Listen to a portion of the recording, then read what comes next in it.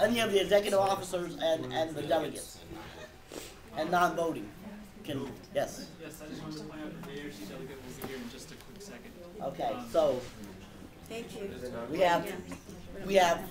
don't have quorum? Would you like me to call it out since I was Yeah, out? please. Okay, Mendocino, Present. Folsom Lake, Napa Valley, Yeah. American River, that's on our way, Yes. Yuba, I don't know. Sac City, Here. Solano, Present. Lake Tahoe, present. Woodland Community, Casumis, Sierra, ARC. All right, we do have quorum, so we're gonna move on. We are on item 6.3, which was prior 6.2, bylaws changes. This time we'll be taking the vote on proposed changes to Region 2 bylaws. I'm gonna give it about 5 minutes.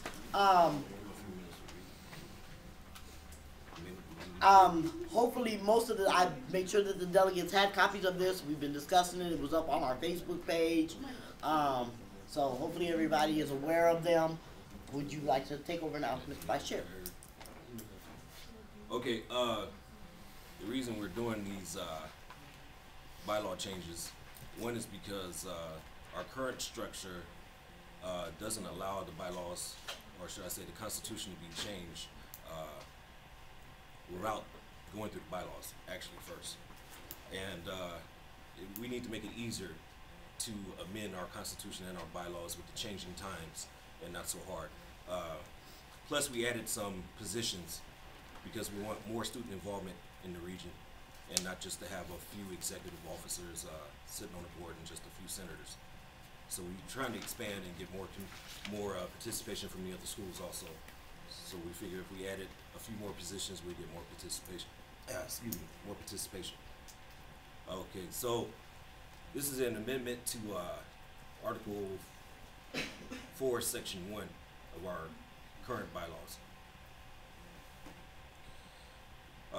Basically, what we're trying to do, we added 3 students, because last year we only had 2 regional senators. This year we have 3. We also had the chair, the vice chair, the secretary. We added finance officer, advocacy chair, and a legislative officer. Those positions will be spelled out later. It's a pretty long process trying to get information from all the schools and everybody else being involved. But they will be spelled out later. We're just trying to add these positions to the region so that we can have more participation. Next section.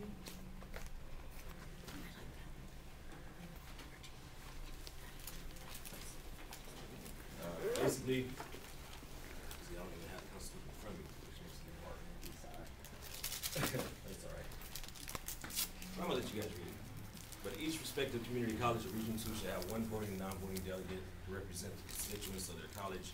Regional senators and executive officers may function as delegates of their college with approval of their college's respective legislative boards. And what that means is that if someone from your school shows up and your delegate happens not to come, and your non-voting delegate happens not to come, you can give your president of the school that you come from, give them a call and ask their permission to be the delegate for that particular college. That way we can keep quorum and we can get business done. Section 4, Article 4, Section 1B. Each delegate, elected senator, or executive officer shall have 1 vote. The reason we put this in because currently our executive board doesn't have a vote at all. According to California state law, all students have the ability to vote. So we have to change this. We just expect, except for the president, unless there's a tie, to break the tie. But the president also still has the right to vote because that person is a student. We just ask them to exercise the right not to vote. Yes. Doesn't that make an uneven amount of people who will be representing and voting per college then? As far as if there's a vote from each delegate and executive, say a college has 2 or 3 members on executive, which may not happen, may or may not happen, and then they have a delegate also, when they have 3 votes versus a college who only has 1 delegate, that would make it an Well, uneven It amount. could, but because the state law says that every student has the right to vote, we can't tell them that they don't have the right to vote. In our constitution and bylaws, I believe that we can, because, except the chair, huh? Yeah, you know, Yes. What if we cap the votes per college? That's I think okay. it should stay. Pardon?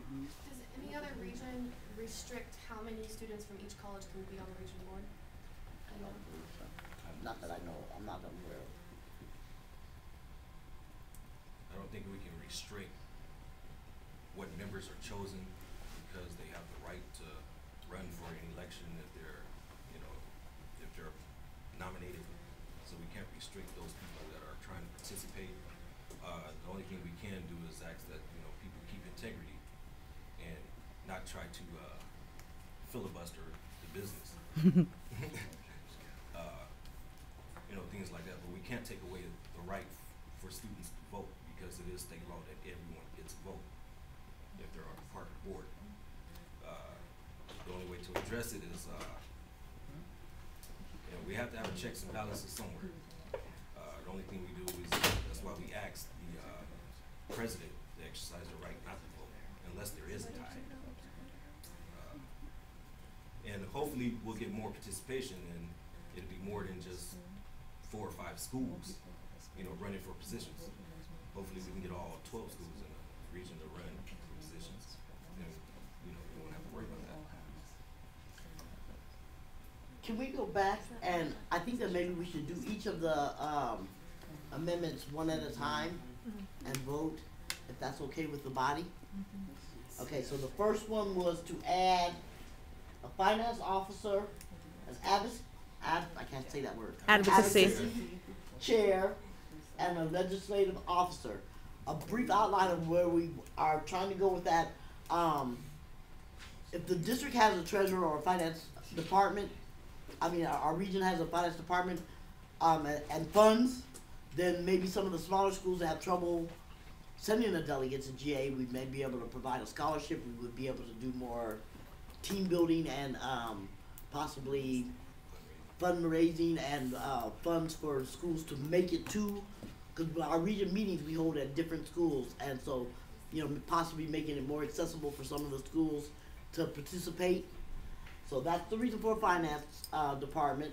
Advocacy is because I'm not positive, but I'm pretty sure that we're gonna adopt that today, or if we get to it tomorrow, as a part of the SSCCC's mission to advocate. I know most of our schools are close to the Capitol, and we do a lot of advocating, and so to have somebody that is from our region that is a go-to point for like march information and whatever, right in our region would be a great thing. The ledge officer would be the person that when the advocacy chair gets a bill from the Capitol or whatever that affects education, they can give it to the legislator. He can make sure that, you know, and assimilate it to all of the different members of the region, and, you know, work on whatever we need to do. That's as far as that goes. I'm talking to you gibberish now. Sorry. Angela Miller, Sacramento City College. Wouldn't the advocacy chair and the legislative officer, couldn't that just be combined into one position? Good. We try to take the workload off one person. And It just spread seems out. like it's more of the same. Redundant, because the advocacy chair Yeah, would be it's more like- of a person that could, you know, that person can go to those committee meetings at the Capitol or can delegate someone else to do it, because our senators do a lot of work. Mhm. And, you know, it'll take some of the workload off of them. And, you know, they won't have to worry about calling someone to see who's gonna go to those sub-budget committee meetings, But with things the like that, because they're communications at officer, communications officer is With a similar basically, system. you know, put up all the information on the Facebook, put up all the information on, you know, get all the emails out, contact all the delegates, things like that, as well as the non-voting delegates. And the legislative officer would bring the information from that, would get the information from the advocacy chair, especially if there are certain bills coming up. That person can go through the language of those bills, find out how it will affect the students, and then get that information back to the region, and then we can go back and forth as Katie. So one of the things that is proposed to change that I was going to talk about in my report is the strategic planning committee for the SSCCC has been working on restructuring within the organization, and one of the things that they're looking towards doing is having one of our 3 regional senators do external advocacy. So that might change some of the other things that we're looking at. So be prepared for that change along the line. So we may have one person dedicated exclusively for that. But keep in mind that this may not happen right away. Each thing is on a 1, 3, and 5-year plan. And I think that part is on a 3-year plan, if I'm correct.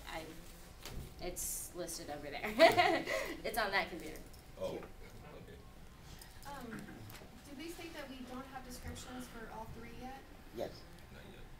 So I would be concerned with adding this to the bylaws without the descriptions quite yet, and I would like to motion to refer them back to the bylaws committee.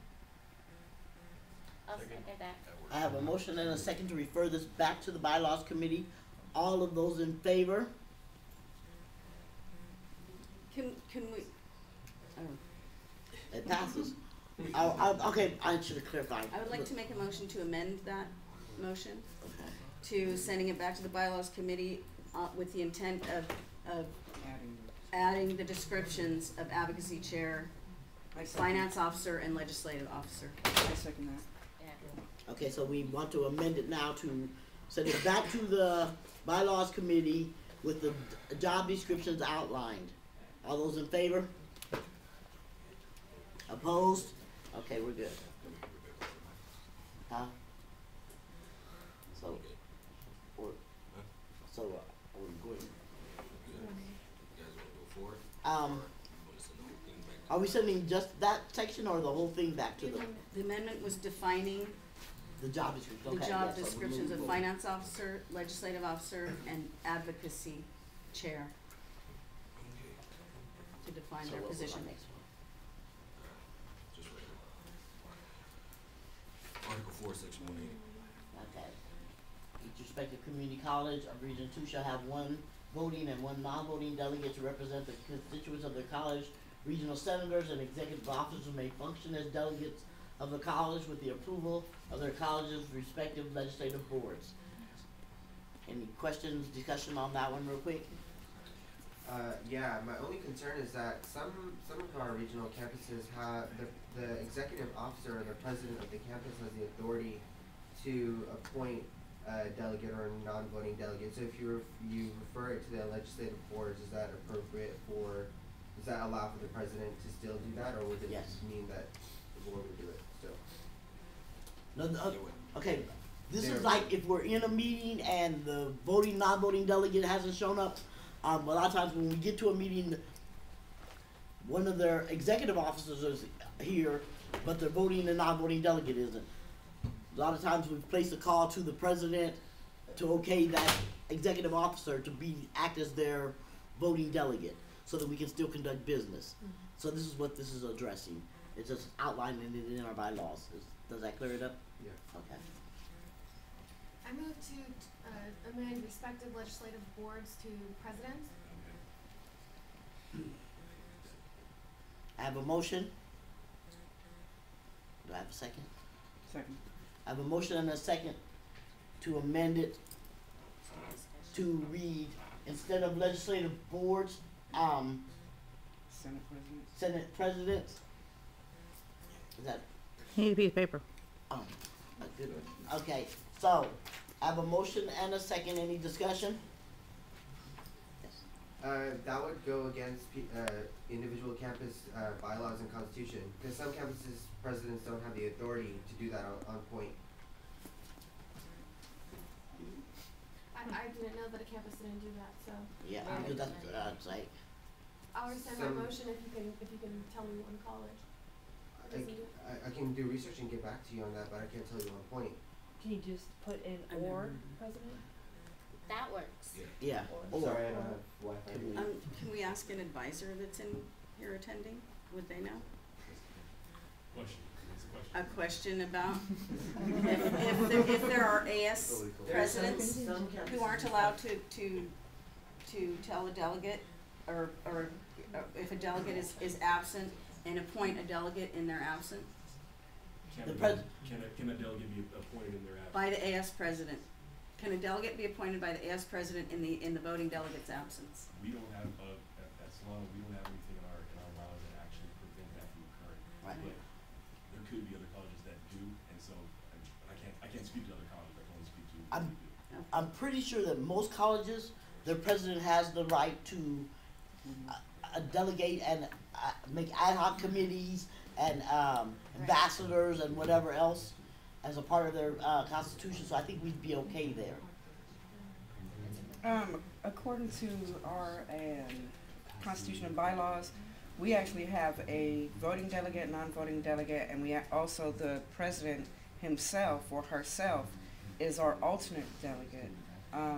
But I don't think there's anything in I don't believe there's anything in our constitution and bylaws that prevents the president from saying, okay, since our delegates could not make it, or whatever executive is on the region board can. So I don't believe that we have anything disallowed. Any other immediate discussion? For Napa Valley College, our constitution doesn't restrict any appointing to delegates. So. I work at Newport College, and that's the same, and I also agree with the advisor for Solana. Yeah, that one, we wouldn't know, we don't, I wish we were all knowing, but we're not in that sense. But that we can only really speak to what we have at our college, and that ARC, that is. Oh, you went to another region meeting? Call a question? It has been called to question. All those in favor of calling the motion to adopt this with the amended change to read legislative boards or president, please show your badges now. Okay, so it has been called to question. All those in favor of adopting this amendment change, please raise your badge now. Motion passes. Thank you. Okay. Okay, we're at